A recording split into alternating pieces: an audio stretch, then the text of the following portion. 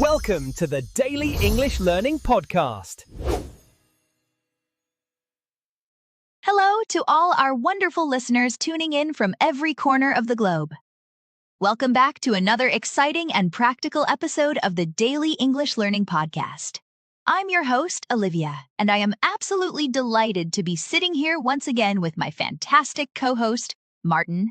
How are you feeling today, Martin? Hello, everyone. It is a pleasure to be back in the studio. I am feeling great today, primarily because we are going to talk about a subject that is very close to my heart. Today's episode is entirely dedicated to house, home, and living spaces, which is something that affects every single one of us. That is absolutely right. Whether you live in a tiny studio apartment in a busy city or a large detached house in the quiet countryside, our homes are our sanctuaries. In this episode, we will explore different types of housing, discuss how we decorate our favorite rooms, and share some useful vocabulary about furniture and renovations. Exactly. We will also touch upon the differences between renting and owning a property, and we might even share some funny stories about household chores and DIY disasters. So, make yourself comfortable on your sofa, grab a cup of tea, and let's open the door to this conversation. So, Martin, let's start by describing where we live right now. Can you tell our listeners a little bit about your current home? Is it a house or an apartment, and what do you like most about it? Currently, I am living in a two-bedroom apartment located right in the city center. It is on the 4th floor of a relatively modern building, which is great because I have a small balcony with a nice view of the skyline. What I love most about it is the convenience. I am within walking distance of the supermarket, the gym, and my favorite coffee shops, so I rarely need to use my car. However, being in the city center does mean it can get quite noisy at night, especially on weekends when the streets are busy. That sounds very convenient for a busy lifestyle. I live in a completely different environment. I live in a semi-detached house in the suburbs, about 30 minutes away from the city. My house has a small front garden and a larger backyard, which is perfect because I love gardening in the summer. It is much quieter than the city, but the downside is that I have to drive everywhere. If I run out of milk, I can't just walk 5 minutes to the shop. I have to get in the car and drive to the nearest supermarket. I can imagine that requires a lot more planning with your grocery shopping. Semi-detached means that your house shares one wall with your neighbor's house, correct? Do you ever hear your neighbors through the wall? Or is the soundproofing good? Yes, exactly. We share one wall on the left side. Fortunately, our neighbors are an elderly couple who are very quiet, so we almost never hear them. Occasionally, I can hear their television if it is very loud, but generally, it is very peaceful. In my previous apartment, the walls were paper thin, and I could hear absolutely everything the people next door were doing, which was incredibly frustrating. Soundproofing is so important for a peaceful life. Let's talk about the interior of our homes. Olivia, which room in your house is your favorite, and how have you decorated it? Without a doubt, my favorite room is the living room because it is the heart of the house. We have decorated it in a very cozy style with warm colors like cream and soft brown. We have a large L-shaped sofa that is incredibly comfortable, perfect for binge-watching TV series on the weekend. We also have a rustic wooden coffee table and lots of soft cushions and blankets. I think lighting is crucial, so instead of using the big main light, we usually use floor lamps in the evening to create a relaxing atmosphere. That sounds wonderfully cozy. My favorite room is actually my kitchen, even though it is quite small. I love cooking, so I have tried to organize it efficiently. I have modern appliances, including a stainless steel fridge and a very quiet dishwasher, which was the best investment I ever made. I also have a small round dining table where I eat my breakfast while looking out of the window. For me, the kitchen is where the magic happens, and it smells like coffee every morning, which makes me happy. A good kitchen definitely makes life better. Speaking of furniture, do you prefer modern minimalist furniture, or do you like vintage and antique styles? I definitely lean towards a modern, minimalist style. I hate clutter, so I prefer furniture with clean lines and neutral colors like gray, white, and black. I follow the rule less is more. If I don't use something, I usually throw it away or donate it. I find that having too much stuff in my apartment makes me feel stressed and claustrophobic. I admire your discipline.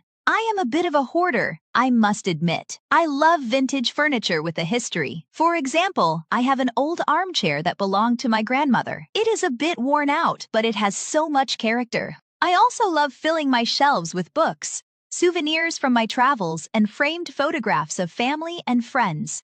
For me, a home should feel lived in and full of memories, not like a showroom in a catalog. That is a beautiful perspective. A home should definitely reflect your personality. Now let's tackle a more serious topic, the difference between renting and owning. You mentioned you live in a house. Do you own it or are you renting? I am currently paying off a mortgage, so technically the bank owns most of it. But I am the homeowner. Buying a house was a huge financial commitment, and saving for the down payment, the initial deposit, took me years of hard work. The process of buying was very stressful, involving lawyers, inspections, and endless paperwork. However, the feeling of security is worth it. I can paint the walls any color I want, and I don't have to worry about a landlord increasing the rent or asking me to leave. That freedom must be amazing. I am still renting my apartment. The advantage of renting is flexibility. If I get a job offer in another city or country, I can just end my lease and move relatively easily. Also, if something breaks like the washing machine or the boiler, I don't have to pay to fix it. I just call my landlord and it is their responsibility. But financially, sometimes I feel like I am throwing money down the drain because I am paying off someone else's mortgage instead of investing in my own property. That is the classic dilemma. Renting offers freedom and less responsibility, while owning offers stability and an investment for the future. In many cities now, property prices are so high that young people find it almost impossible to get onto the property ladder. It is a major social issue in many countries. It certainly is. But whether you own or rent, you still have to clean. Let's talk about household chores. What is the one chore that you absolutely despise doing? Oh, that is easy. I absolutely hate ironing clothes. Standing there with the hot steam for an hour feels like torture to me. I try to buy clothes that don't need ironing, or I just hang them up immediately after washing so the wrinkles fall out naturally. On the other hand, I actually quite enjoy vacuuming. It is very satisfying to see the dust disappear from the carpet and the noise blocks out the rest of the world. What about you? I am the opposite.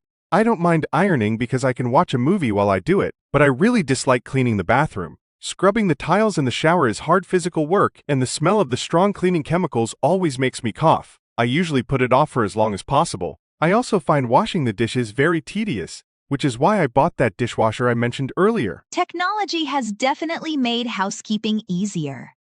Robot vacuum cleaners are very popular now. Have you ever considered getting one? I have thought about it, but I am worried it would get stuck under my sofa or tangle up in the cables behind my TV. My apartment is quite small, so it only takes me 10 minutes to vacuum it manually anyway. But for a big house like yours, a robot cleaner would probably save you a lot of time. Yes, it is on my wish list for Christmas.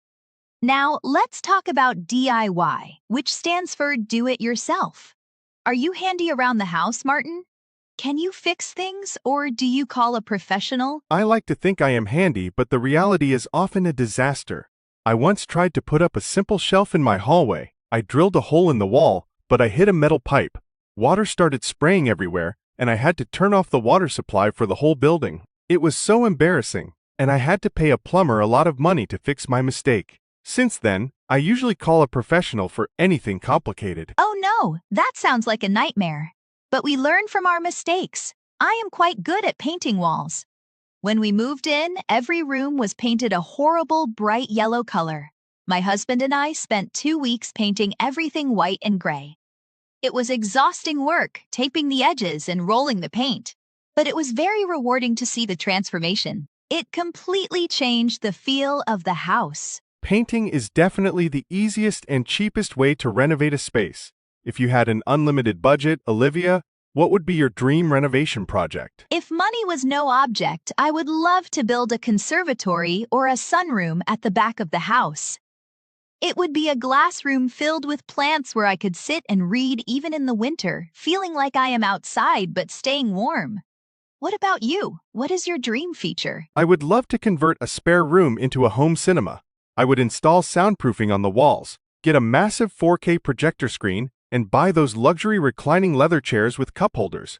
I am a huge movie fan, so having a private cinema would be the ultimate luxury for me. That sounds incredible. I would definitely come over for movie nights.